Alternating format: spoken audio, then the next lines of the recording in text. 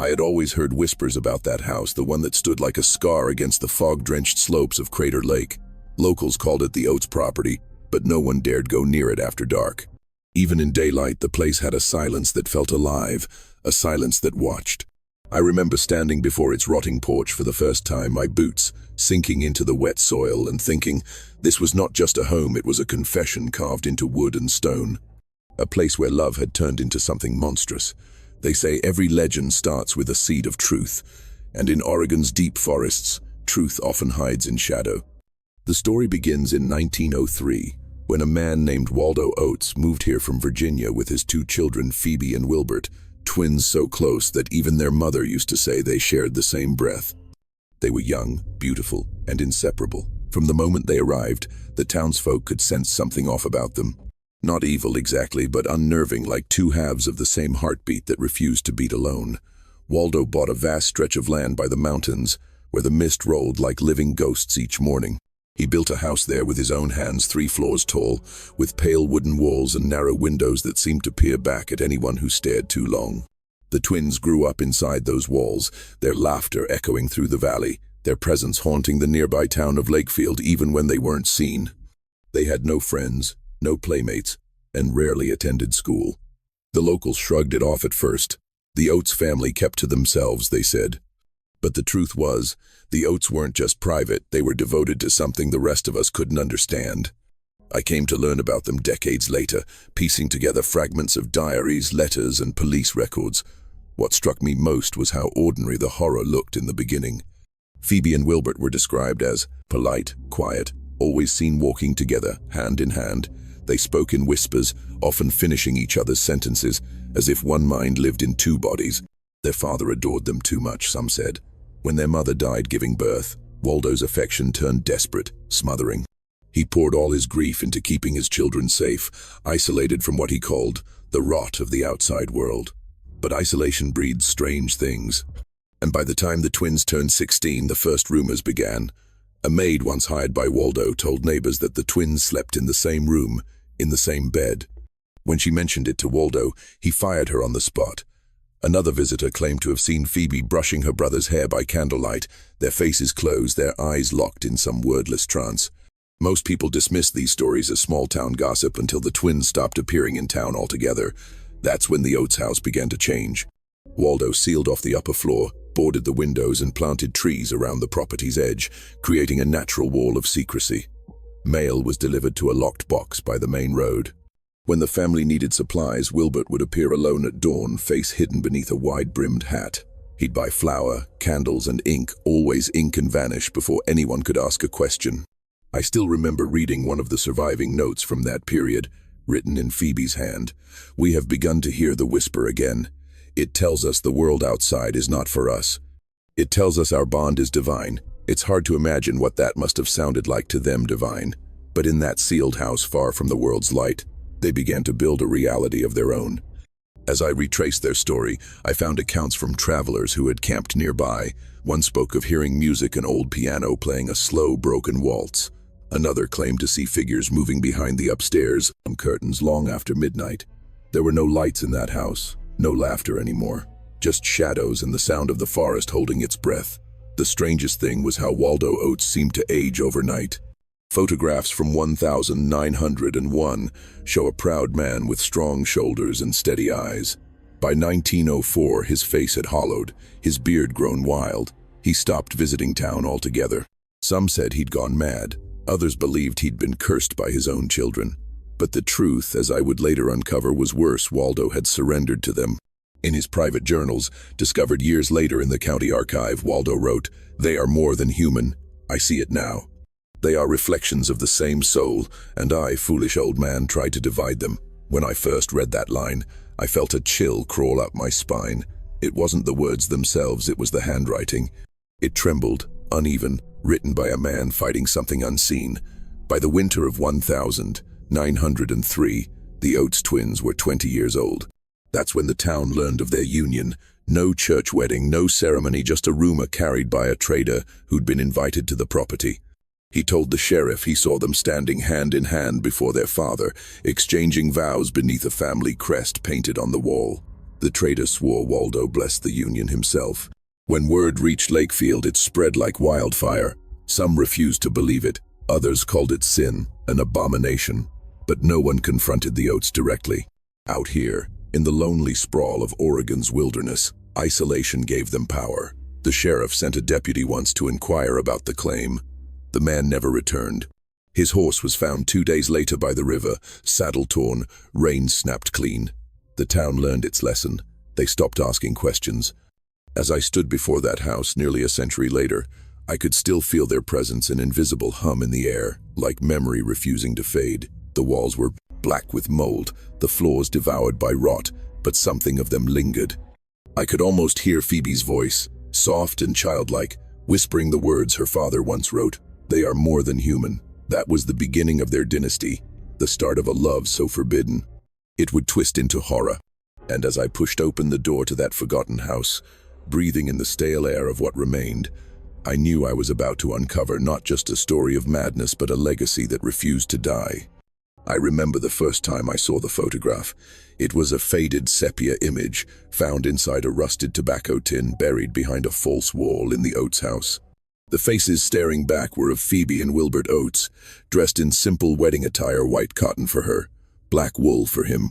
Their expressions were calm, almost serene, as if unaware of the storm they had conjured. Between them stood their father, Waldo, hands trembling, eyes distant. On the back of the photograph, written in delicate handwriting, were the words, May 17th, 1903, Unity Eternal. The discovery sent shivers through me. This was not myth, this was documentation. They had truly gone through with it, a marriage between twins, sanctified in isolation and sealed by madness. What began as curiosity on my part now felt like trespassing on sacred, cursed ground. I had stepped into the Oats family's private theology, one where bloodlines mattered more than morality, and where God had been replaced by reflection. The ceremony, as the surviving diary fragments describe, took place at dawn. The forest was still wrapped in fog, the air so cold it crystallized their breath. Phoebe wore a gown she had sewn herself, made of rough linen dyed with milk and ash to imitate purity. Wilbert read verses from an old Bible, but he changed the words, replacing man and woman with soul and reflection. When he said, "What God has joined, let no man separate," he was speaking not of marriage as the world knew it, but of something far more sinister. Their father stood as the only witness, unwilling but trapped by the weight of love and fear. In his journal, Waldo wrote, "I felt as though I was watching the world end in miniature. My own children binding themselves to a darkness I had planted by mistake."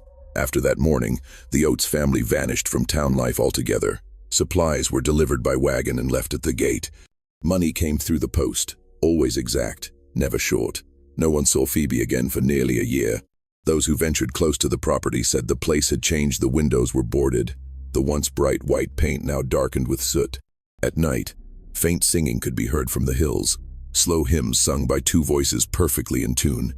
I can still picture it, the two of them in that vast wooden house, surrounded by silence and the constant sigh of wind through pine. What must that isolation have done to them? What shape does love take when it has no witnesses, no boundaries, no consequences? Phoebe's letters to Wilbert, written even while they lived under the same roof, provide glimpses of her descent. In one note, dated November 1903, she wrote, "Brother, I feel the pulse of our lineage calling. We are one flame split in two bodies, and when joined again, the world will remember what perfection looks like." To her, it wasn't defiance, it was destiny. And Wilbert fed that delusion. He had inherited their grandfather's fascination with heredity, those old European ideas of blood purity and divine ancestry. He began keeping ledgers, marking traits, eye color, jawline, hand structure, as though cataloging a breeding experiment. When Phoebe discovered she was with child, Wilbert's notes took a darker turn. He wrote of the experiment entering phase 1 and of the restoration of sacred blood. By winter, Waldo could barely recognize his own home. The twins had taken over the main bedroom ceiling doors and replacing oil lamps with candles they made themselves. The smell of burning tallow filled the house, heavy and sickly sweet. Waldo's own room, once warm with his wife's memory, had grown cold. He started drinking heavily, wandering the property at night, muttering prayers that went unanswered. He wrote in February 1904, They do not speak to me as children anymore. They speak as if I am the intruder, as if my presence interrupts something holy. I fear what lies beneath their peace. When the baby came that March, a violent storm had trapped the valley in snow. Waldo heard Phoebe's screams from the upper floor but was forbidden to enter. For hours, the sound of labor echoed through the beams of the house, then silence. When morning came, he found Wilbert sitting by the fire, blood on his shirt, eyes vacant. He simply said, "It's done." The child, a girl, was not like others. Waldo described her as having hands that reached for nothing and eyes that seemed to see too much. The twins named her Faith, though neighbors later referred to her as the ghost baby. For weeks, no one outside the property saw her. The few visitors who did claimed she was pale to the point of translucence. Her breathing was shallow, her cry thin like the whine of a kettle. And yet, the twins seemed proud, ecstatic even. They called her Proof. Wilbert's journal grew more disturbing after Faith's birth. He wrote of continuing the line, of refining creation. He claimed that the deformities were signs of progress, evidence that their blood was evolving beyond humanity. Waldo begged them to stop, but his words fell on deaf ears. He wrote to a preacher in Lakefield confessing everything, but the letter was never sent. The next morning, he found it torn to pieces in the fireplace. By December of that same year, Phoebe was pregnant again. This time, the pregnancy went differently. No illness, no fainting, no sleepless nights. Waldo dared to hope, thinking perhaps this child would be normal, that maybe God had not abandoned them entirely. But when the second baby came and Wilbert held it in his arms, his expression turned to disgust. The boy was healthy, perfectly healthy, and that, in the twisted logic of the twins, meant he was flawed. They named him Thomas, but Phoebe refused to feed or touch him. She called him the failed seed. From that point on, Waldo took it upon himself to care for the boy when he could. But the house was no longer his. Locks had been added to doors he once opened freely. The attic where the twins spent most of their time was filled with books, jars of strange fluids, and the constant scratching of quills on paper. I can't imagine the agony Waldo must have felt, living in that prison built by his own blood. He was a father torn between love and horror, faith and guilt.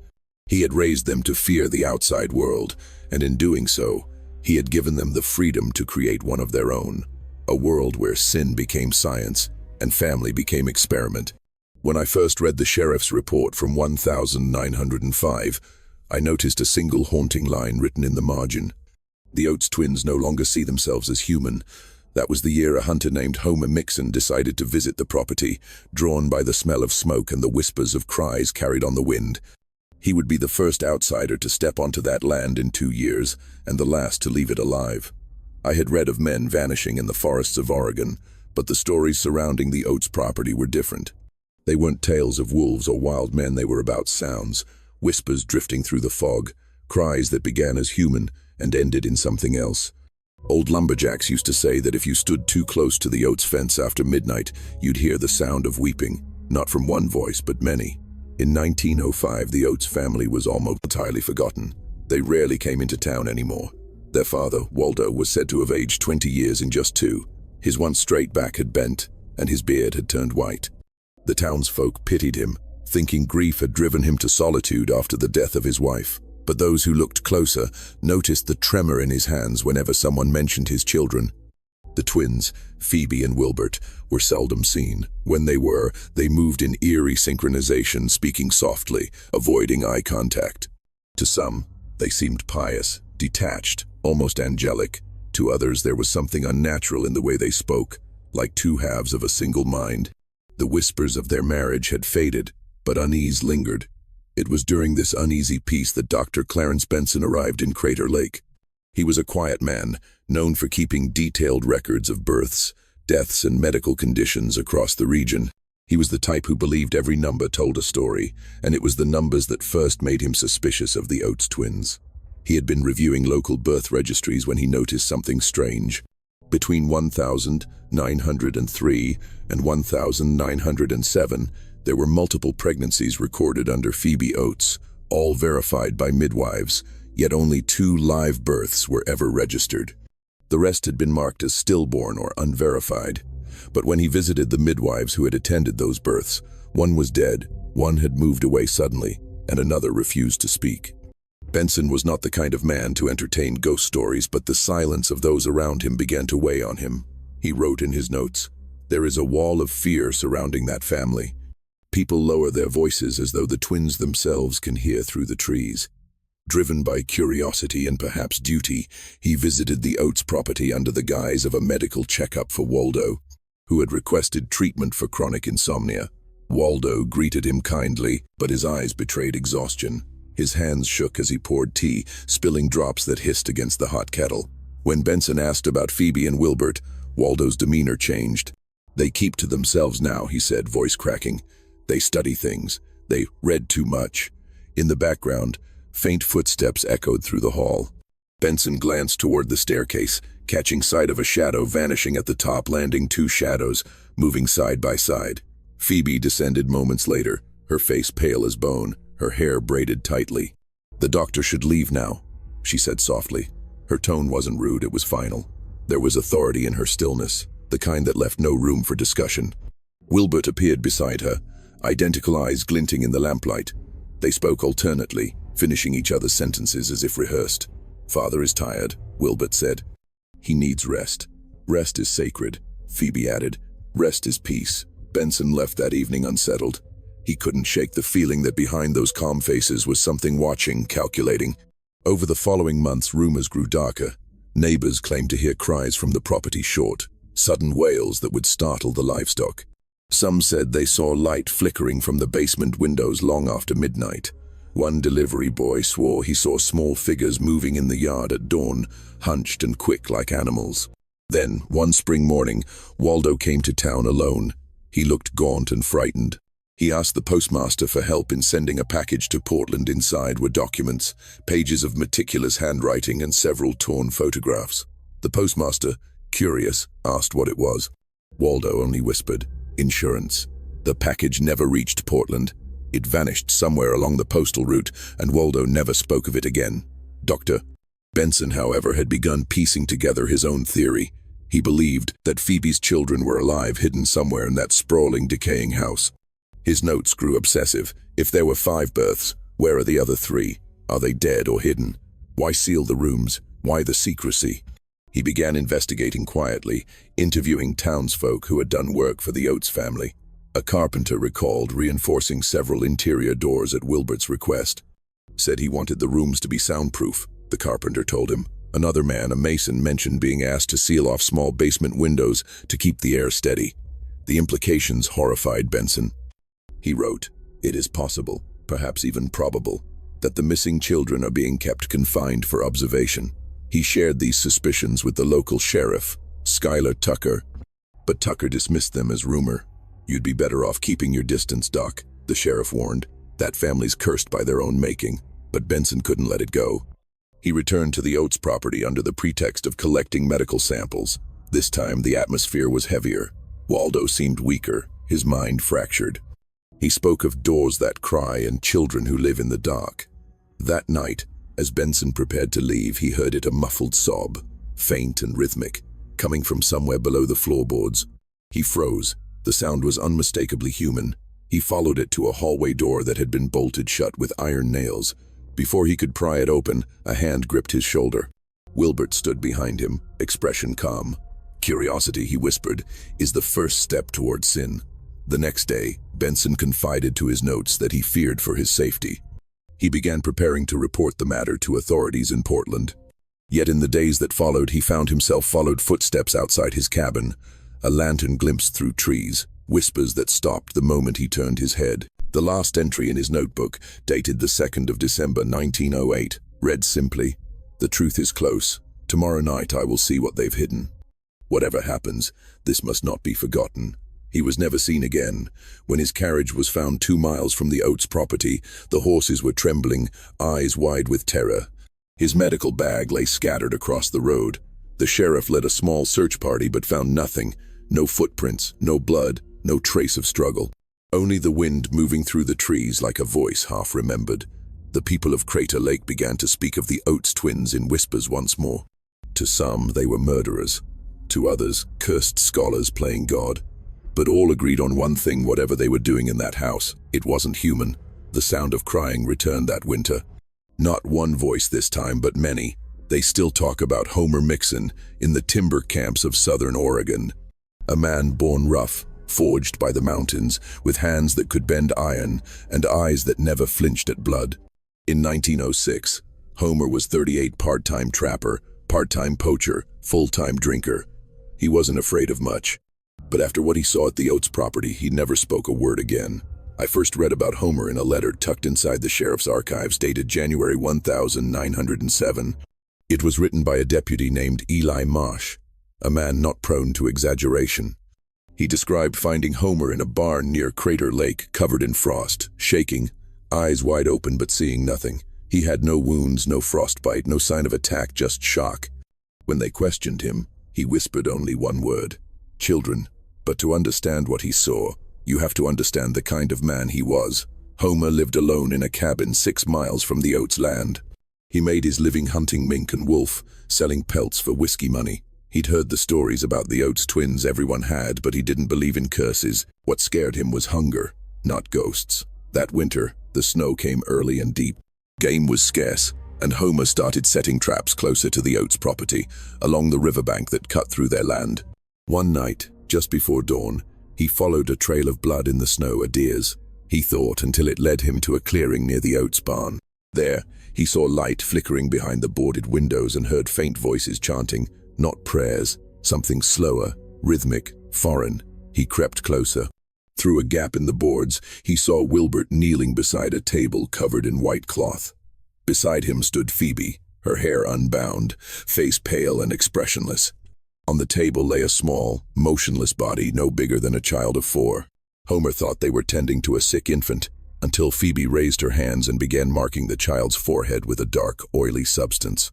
Homer couldn't look away. He saw Wilbert take a scalpel sharp and shining in candlelight and draw a perfect circle over the child's chest. There was no scream, no movement, no sign of life.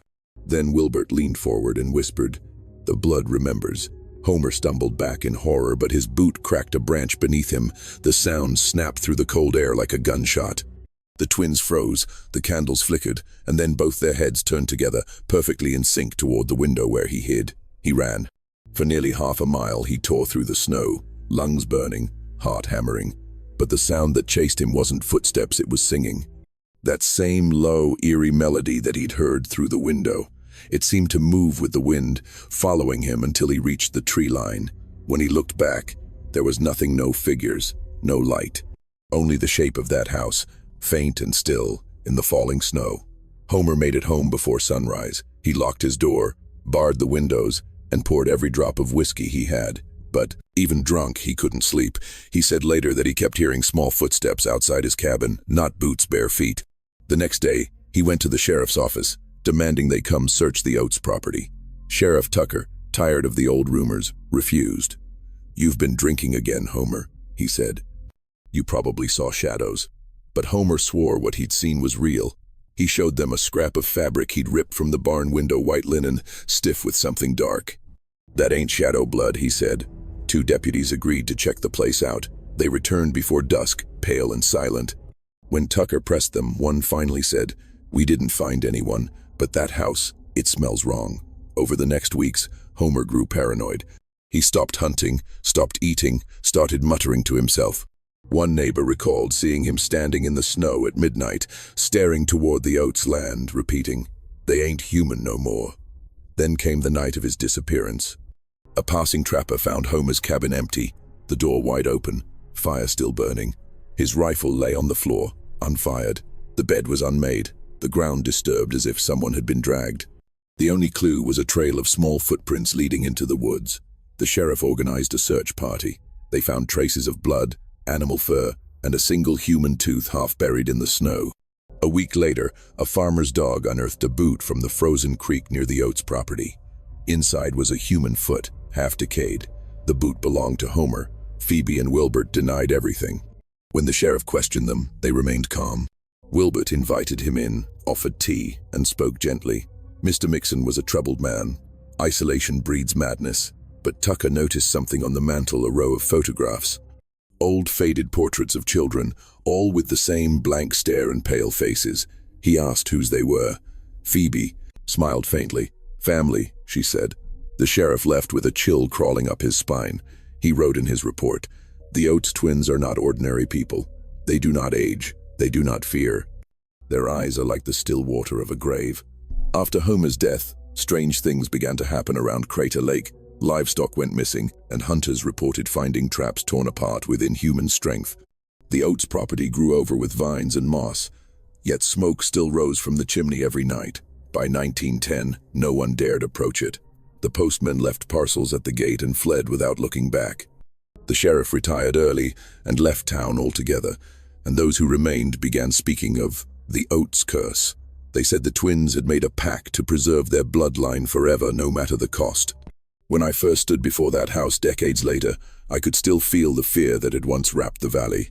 The air was heavy, like something breathing just beneath the earth. Inside, the walls whispered. I saw the faint outline of handprints along the banister, small, childlike, dozens of them. And on the dining table, half buried under dust, I found a page torn from a ledger. It read, Faith, Thomas, Clara, Lydia, Jonah, all perfect. The circle is complete. Below it, one line stood out in darker ink. The next generation will remember the blood. That was when I realized the Oats twins hadn't simply defied nature. They had built something enduring, something that grew in silence, away from the eyes of the world. And if the legends are true, their descendants still walk among us, unaware of what they truly are. When I returned to Oregon years later, the story of the Oats twins had become folklore. Locals spoke of them in the same tone they used for ghost tales, half whisper, half warning. Children dared each other to walk near the old road that led to their property, though few ever did. The land itself seemed to resist visitors. Trees grew gnarled and inward, their roots clawing through the soil like veins searching for something buried. The air, thick with pine and decay, carried the memory of what had once lived there. I wasn't the first to go searching for answers. In 1922, a group of university historians from Portland came to investigate the Oats family records. They found birth certificates, death registries, and census forms, yet nothing lined up. According to official records, Phoebe Oats had died in 1912. But according to multiple eyewitnesses, she had been seen walking along the riverbank in 1915, holding a child's hand. Others claimed to have seen Wilbert in town in 1918, buying medicine and salt. How could they be dead if they kept returning? It wasn't just sightings. There were other signs, small, strange things that made people uneasy. A farmer named Rufus Bell said his sheep began disappearing one by one. He followed the tracks deep into the forest and found them piled in a clearing, their bodies untouched, but their blood drained clean. He swore he saw a woman standing at the edge of the woods, pale as moonlight, humming softly. When he called out, she turned and smiled, revealing eyes that glowed faintly in the dark. By the 1,930 seconds, the Oats house was abandoned, or so they said. But trappers still found fresh ashes in the hearth, fresh footprints in the snow, and faint candlelight flickering through the cracks at night. Even during daylight, the house radiated a stillness that felt alive. I came there myself one autumn afternoon in 1934. I remember the sound of my boots crunching through leaves as I approached the house. The windows were covered in boards, but one shutter hung loose, creaking in the wind. Inside, the air was stale, heavy with mildew and dust. But there was something else, an undercurrent of sweetness, faint but unnatural, like spoiled fruit. In the main hall, I found relics of their lives frozen in time. A child's shoe, a cracked mirror, a portrait half-burned, showing two faces so identical it was impossible to tell which was which. The air carried a hum, a vibration more than a sound that made my stomach twist. I could almost feel eyes on me. Upstairs, I discovered the nursery. It was lined with small wooden cribs, each covered with a thin film of dust. In the corner stood a rocking chair, moving gently though no breeze stirred. I swear, on that still afternoon, I heard the faintest lullaby, low, repetitive, ancient. And then I saw it. Underneath one of the cribs, tucked away in a wooden box, was a collection of drawings, childlike sketches made with charcoal and ink. At first, they seemed innocent houses, trees, stick figures, but the more I looked, the more wrong they became. The figures had too many arms, too many eyes. One drawing showed a circle of people standing around a tree, each holding hands, their faces melting into one another. Another showed a baby with wings growing from its shoulders. On the back of the last drawing was a single sentence written in a child's handwriting. Mother says we will never die. My blood ran cold. I left the house that evening, but the feeling stayed with me. That night, I dreamt of Phoebe standing beside my bed, whispering words I couldn't understand. When I woke, my throat ached as if I had been choking on air. I tried to convince myself it was imagination, that the mind plays tricks when it walks through haunted places, but then I saw the mark on my wrist, a faint circular bruise, as if a hand had gripped me. I wasn't alone in those experiences. Other researchers who ventured near the Oats property reported similar phenomena: voices, shadows, objects moving on their own. One man, an anthropologist named Dr. Louis Ferris, claimed to have heard a baby crying deep in the woods. He followed the sound until it stopped at a small pond. The water was still. Beneath the surface, he swore he saw faces looking up at him, dozens of them, all identical. A year later, Ferris vanished. His notes were found scattered near his tent, soaked in mud. The last line he wrote was chilling. They called themselves the Continuance. No one could ever explain what he meant. By 1940, the Oats estate had become overgrown, consumed by the forest. The county ordered it demolished, but every demolition crew refused. One foreman quit after hearing children laughing in the walls. Another left when his equipment stopped working the moment he crossed the gate. Finally, the project was abandoned. The land was marked as condemned, left to rot in silence. But silence does not mean peace. In 1951, a woman named Eleanor Briggs bought a small parcel of land nearby, unaware of its history. Within months, her husband fell ill. Their livestock began dying. She wrote to a local priest, describing nightmares of a pale woman who hums at my window. When the priest visited, he found her house empty, dinner still warm on the table, chairs overturned. No sign of struggle. Her husband's body was discovered in the barn days later, his eyes missing. Eleanor was never found. I began to realize then that whatever curse the Oats twins had created was not confined to their bloodline, it had spread to the land itself. Some locals believed it was a punishment for their defiance of God. Others said it was a kind of alchemy gone wrong, a ritual that fused spirit and flesh, creating something that could never die. The more I read, the more I believed the truth was somewhere in between. I found Wilbert's final entry written in a book hidden beneath floorboards. The flesh may decay, but the pattern remains. We are the design that outlives death. To him, immortality wasn't about the body, it was about the repetition of form.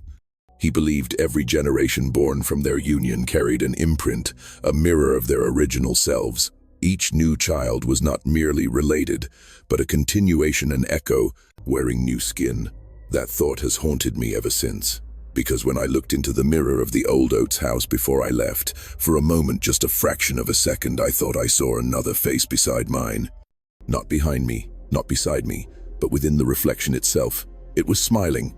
By the time I began piecing the fragments of the Oats family together, the world had already tried to forget them.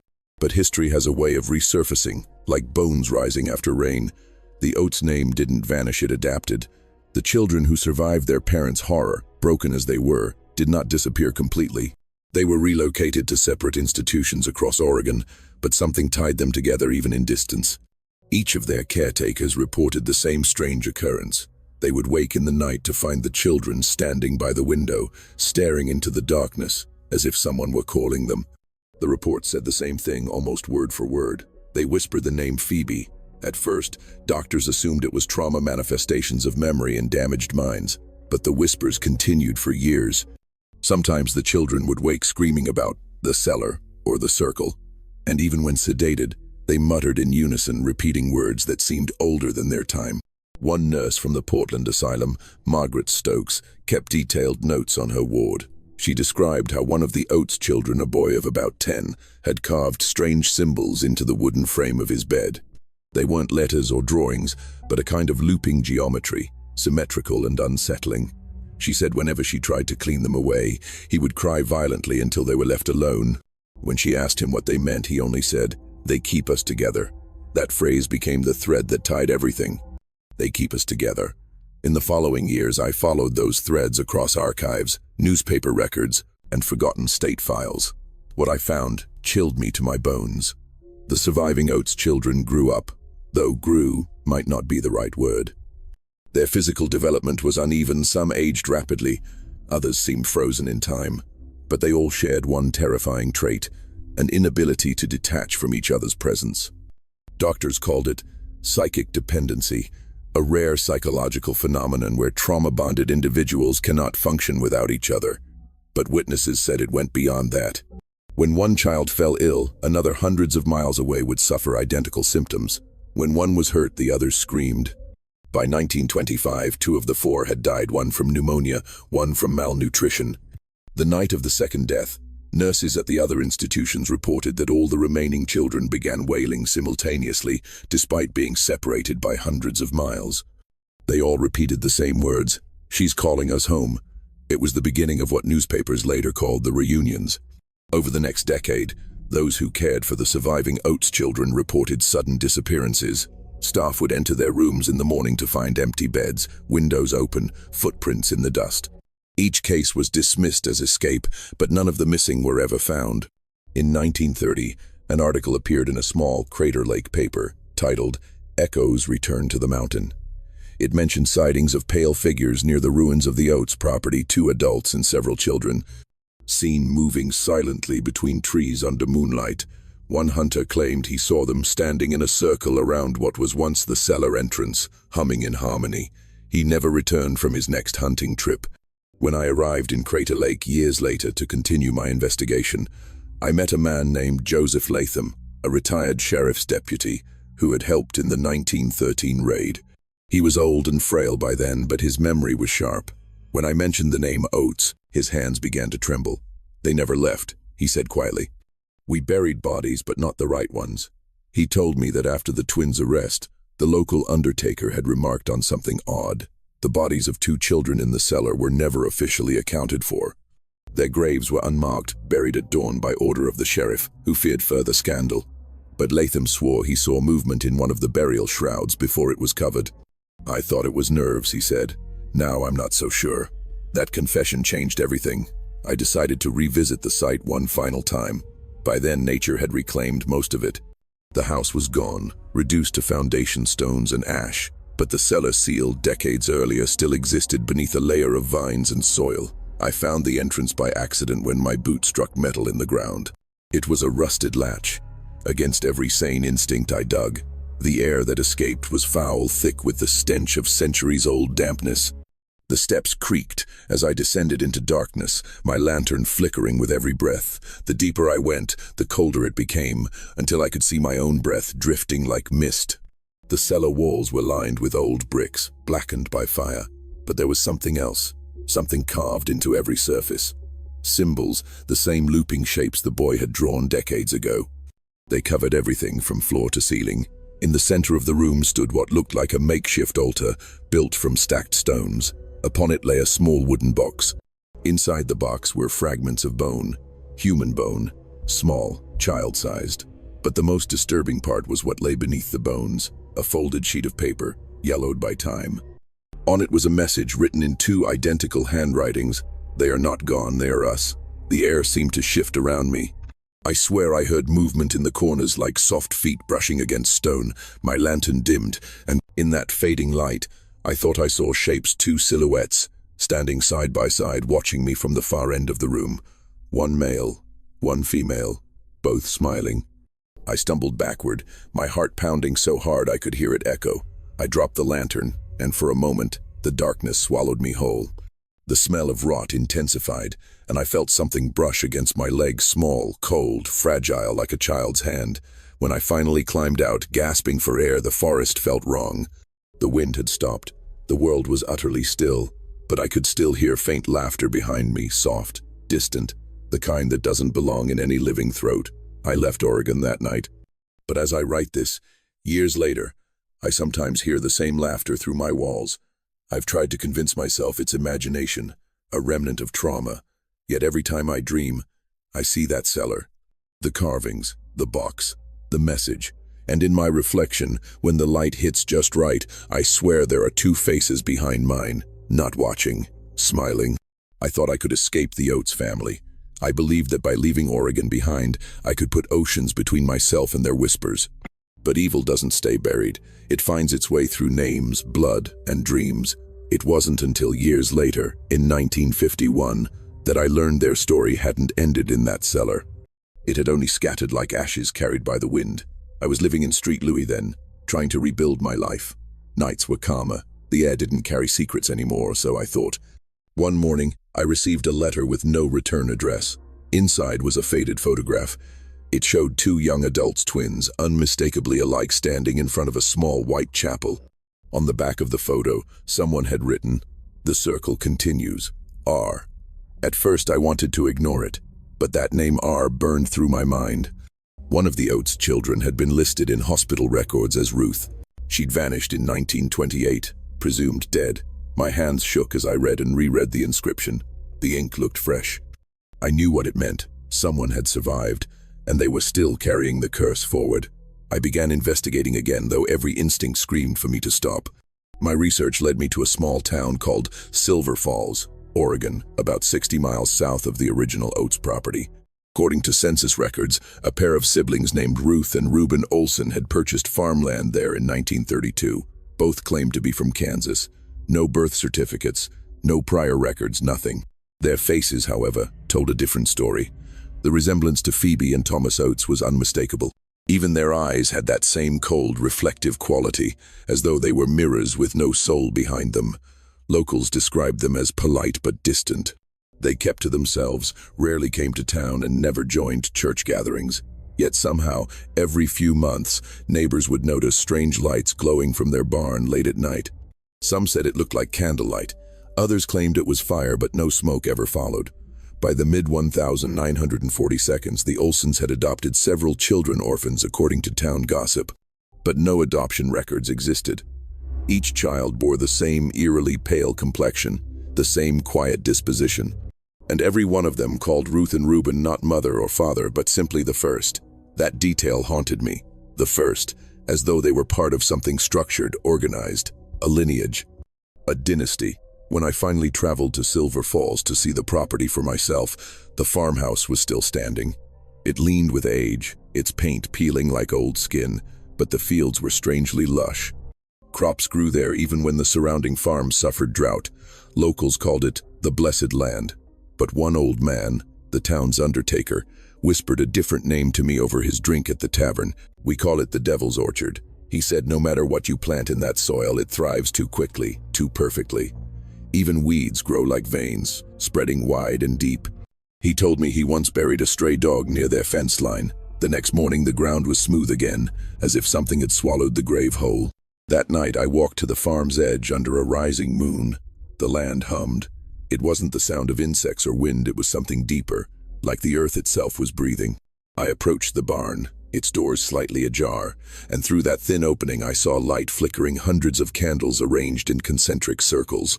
At the center stood Ruth and Reuben, both dressed in white, hands interlocked, heads bowed. Around them were children, 7 of them standing motionless, eyes closed. I couldn't hear words, but I could feel a vibration in the air, a low, rhythmic pulse that grew stronger with every breath I took. Then Ruth lifted her head and her eyes met mine. They weren't human eyes anymore. They glowed faintly gold, like candlelight trapped behind flesh. She didn't speak, but I heard her voice inside my skull. "You came home." I stumbled back, nearly falling over the roots beneath me. When I looked again, the barn was dark. No candles, no figures, just silence. The next morning I went to the sheriff's office, desperate to explain what I'd seen. But when I mentioned the Olsons, he laughed. "That farm's been empty for years," he said. "They died in 47. Fire took the place." He showed me a charred property photo from the record's ashes, black earth, and the burnt skeleton of a barn. Yet I knew what I saw the night before. The structure had been intact. The candles were real. So were those eyes. I went back one last time, driven by something I can't explain. I found the property abandoned, yes, but the soil, that impossible, living soil, still pulsed beneath my boots. I dug near the center of what had once been the barn. Just a few inches down, I hit something solid. A box, small, wooden, carved with the same looping symbols I'd seen in the Oats cellar decades earlier. Inside were locks of hair, different shades, different lengths, and a photograph. The same one I'd received in the mail, but this time there were more faces behind the twins. The children had multiplied. There was also another note, newer, written in delicate cursive. The first ones began the circle. "We are the continuation. You are the witness." For a moment, I couldn't breathe. The realization hit me like a storm. They'd never stopped breeding within their bloodline. What had started with Phoebe and Thomas had evolved into a generational cult of descendants who believed purity came from isolation, that sin was sacred, and that they could summon something divine through repetition of their lineage. When I tried to leave, I found my car dead, battery drained, though it was new. I walked for miles until I reached town, but even there I felt them watching. The locals avoided me now, whispering when I passed. One woman at the diner finally muttered, "You shouldn't have gone there. They see you now." That night, in my motel room, I dreamed of the twins again. They stood at the edge of my bed, holding that box between them. Ruth smiled and whispered, "Every circle needs a chronicler." When I woke, there was dirt on my hands. My fingernails were packed with soil, and beside my bed the photograph lay face down. On its back, in fresh ink, were 3 new words: "You are next." I left Silver Falls before sunrise, but something tells me I didn't leave alone. Because sometimes when I look into a mirror now, my reflection lags just slightly, and in that split-second delay, I see her, Ruth, smiling, and behind her, more faces forming. The dynasty isn't gone. It never was. It just learned to hide inside bloodlines, and maybe, now, inside mine. I used to think history could be contained, that horror, once written down, became powerless. But I was wrong. Words are vessels. They carry what we try to bury. And as I write this last account, I realize I've become part of the very thing I set out to expose. The Oats curse was never about family, it was about inheritance. Not of wealth or blood, but of memory. And memory, once awakened, refuses to sleep again. After I left Silver Falls, I moved east, thinking distance could dull the edges of fear. I rented a small cabin near the edge of the Columbia River, a place so isolated even the locals called it the Forgotten Bend. But silence has its own voice. It fills the air like fog, and leaves you alone with the things that whisper behind your thoughts. For months, I didn't see anyone. I lived off canned food and coffee, avoiding mirrors, avoiding reflections in the river. I told myself the dreams would fade, but they didn't. They grew more vivid. In one dream, I stood in the Oats cellar again, the lantern flickering, and heard a heartbeat echo through the walls, not mine, not human. It pulsed slow and deep, like the rhythm of something ancient breathing beneath the earth. When I woke, my hands were filthy with dirt. My fingernails were caked in soil just as they had been in Silver Falls. That was when I understood. I hadn't left anything behind. I had brought it with me. Strange things began to happen after that. Small at first, footsteps on the porch when no one was there, the sound of children laughing in the woods at night. Once, I found a small handprint on the inside of my window, perfectly outlined in dust. It was too small to be mine, too deliberate to be accidental. I told myself it was isolation, paranoia. I even tried burning the photograph I'd found, but the flames refused to consume it. The paper darkened but never crumbled. I buried it instead, deep behind the cabin. The next morning, it was back on my desk, dry and unburnt. The handwriting on the back had changed. It now read, "You can't bury what remembers you." After that, I stopped sleeping. I began documenting everything, hoping that turning the nightmare into words would trap it again, the way scholars trap curses in old books. But with every sentence I wrote, I felt less like an author and more like a scribe for something unseen, something using my hands to tell its story. Then came the visitor. It was a cold night, fog thick enough to swallow the moon, when I heard a knock at my door. 3 slow taps. I hadn't seen another human in weeks. My first thought was that it might be a lost traveler, maybe a ranger. But when I opened the door, there was no one there, just footprints leading away from the porch. Small, bare footprints pressed into the frost. They led toward the river. I followed, flashlight trembling in my hand. The mist clung to me like breath, and I could hear the water moving in slow, heavy waves. Then I saw them, 2 figures standing at the edge of the riverbank. They looked like twins, their heads turned in unison, as if pulled by one invisible thread. Even through the mist, I recognized those faces. Ruth and Reuben, unaged, unchanged. "Why me?" I whispered. My voice barely escaped my throat. Ruth smiled softly, like a mother comforting a frightened child. "Because you listened." They stepped forward hand in hand, and the ground beneath them rippled like liquid. The river seemed to open for them, and within its reflection, I saw more faces, hundreds watching from beneath the surface, eyes glowing faintly gold, generations of them, the Oats, the Olsons, the nameless ones in between. Reuben spoke next, his voice low, calm, inhumanly even. "We do not die. We divide." The air grew thick. I felt my chest tighten, my heartbeat sinking with something beyond me. My flashlight flickered, then died. In the darkness, Ruth's voice filled the air again. "You've written our story. Now you will carry it." I ran. God help me, I ran without looking back. But as I reached the cabin, the door swung open by itself. Inside, every page I had written was scattered across the floor. My words had changed. The handwriting was no longer mine.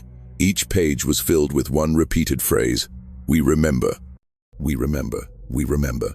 I tried to destroy the pages again, but each time I burned them, they reappeared taped to walls, folded into drawers, even pressed beneath my pillow.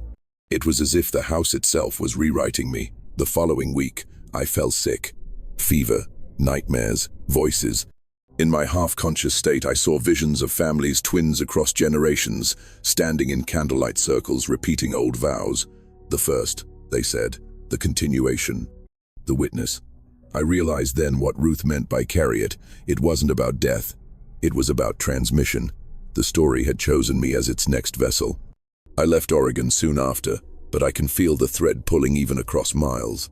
In every reflection, shop windows, rain puddles, mirrors, I see glimpses of those golden eyes. When I pass strangers, some glance too long, their heads tilting slightly as if recognizing me. Sometimes they smile the way Ruth did. I don't know who they are, but I know what they belong to. The Oats family didn't create a dynasty of blood, they created a dynasty of remembrance. Each person who learns their story keeps them alive. Each retelling strengthens the circle. That's why the whispers never stopped, why the faces never aged. The horror wasn't their incest, it wasn't their rituals, it was their immortality through memory. And now you've heard it too. Maybe you think you're safe because you're just reading or listening, but that's how it begins. You imagine their faces, you picture that cellar. You think about the twins long enough for them to feel your curiosity. They will come to you not as ghosts, not as monsters, but as familiar reflections, small imperfections in the mirror that weren't there before. If you ever find a photograph you don't remember owning, two identical faces smiling faintly in the background, burn it. And if it refuses to burn, bury it deep. But remember this, every story has a listener, and every listener becomes part of the story. That's how dynasties survive, not in blood, but in remembrance. As for me, I don't know how much longer I'll remain myself. Sometimes when I write, I find sentences already there, written in someone else's voice. Sometimes I dream of a cellar where hundreds of candles flicker, and in the middle of the room a single book lies open with my name on its spine. The last time I looked in a mirror, Ruth was standing behind me again, whispering something soft and almost kind. The circle is complete. And when I turned to face her, there was no one there, only my own reflection smiling back, too wide, too calm. If you're hearing this, remember one thing. Don't say their names aloud. Don't seek their graves. And for God's sake, don't look in the mirror tonight, because the Oats remember. And now, so do you. If this story haunted you as much as it haunted me, then don't let it fade into silence. Subscribe to the channel for more untold stories buried in history. Comment what you think really happened to the Oats bloodline, and share this video because the past only stays alive when it's remembered.